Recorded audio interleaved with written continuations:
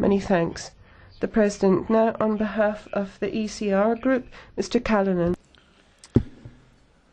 Let me first of all thank President Christofias for his speech today and for the welcome that he gave to my group when we recently visited Cyprus.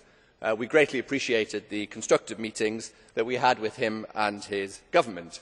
Now, it is clear that we are not obviously going to have much politically in common, but nevertheless we did appreciate his courtesy and his hospitality.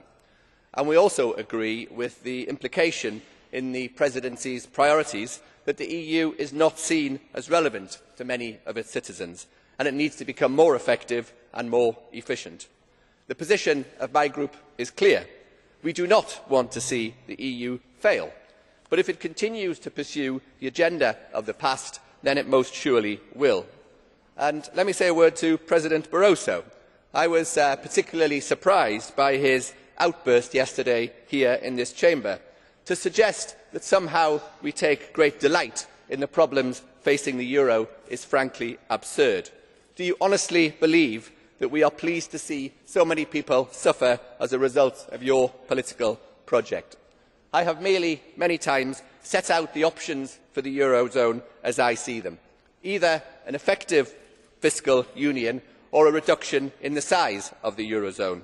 At the moment, you are trying to move towards a political union without the fiscal union that is really required.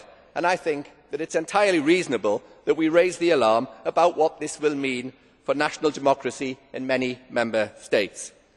Now, whether or not the euro survives, what is important for me is that those countries that had the good sense to stay out of it are not hampered by the decision of 17 to go ahead with more integration, if indeed that is what they choose to do.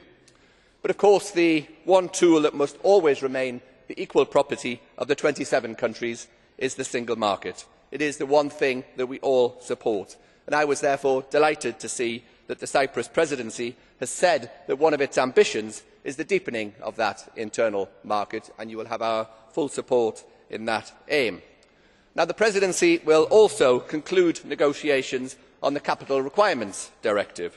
Yesterday, as part of his criticisms, President Barroso pointed out, correctly, the UK's significant bank bailout commitments made under our previous socialist government. Now, I agree with him that we should ensure that banks are sufficiently capitalised to prevent this from ever happening again. So why then is the Commission still trying to water down the commitments the EU made in Basel to implement the Capital Requirements Directive? Mr Barroso, my group, and indeed the UK Government, is in favour of more stringent bank regulation than your Commission. We want to make sure that taxpayers never again have to bail out the banks.